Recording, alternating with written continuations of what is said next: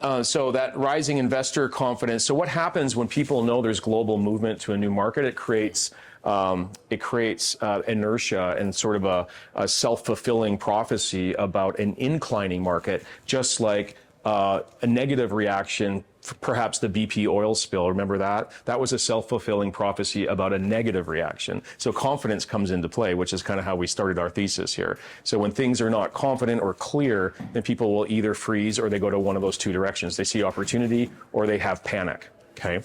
But back to where we are right now, the flywheel in Vancouver as a framework absolutely could work for Seattle. Not running for any governor position here. This is just like logic as real estate agents. Look at the potential we have. We have immigration access is relatively possible here. We have like we have down in Vancouver, Expo 86, for us, it's the FIFA event, which is happening this June. Scarcity narrative. We already know what's the problems with building new housing and infrastructure. The city is still very livable, right? And we have a beautiful hotel infrastructure and a waterfront and convention centers and Payne Field and Boeing Field and obviously SeaTac International Airport. The infrastructure is there. We have the potential this year for an inflection point where price escalation comes back in. I think we've seen the inflection point. This is the floor, and we're starting to see more traffic and more sales downtown. And then, of course, the capital inflows. One thing I wanted to touch on, I don't know if it's too political, but like this notion of a golden visa, the Trump card, how likely do we think that that might happen? You guys familiar with this logic? So it's the idea of $5 million investment. One. I think it's five.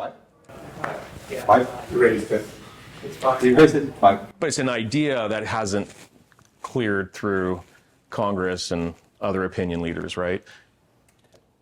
I just think it's much more of a real estate development racket than it is a legitimate immigration mechanic. And so it's just noise.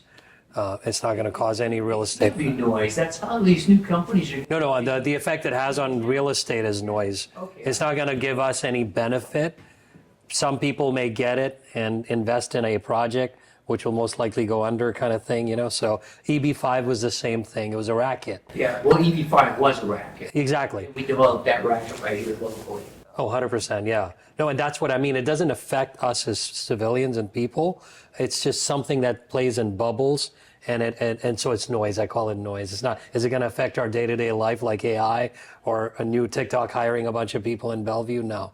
I think there's just bigger shifts in the market than that. Yep, I agree. And also, even if it did, there's so few people who can afford $5 million to just move in. Those same people could move here if they wanted anyway.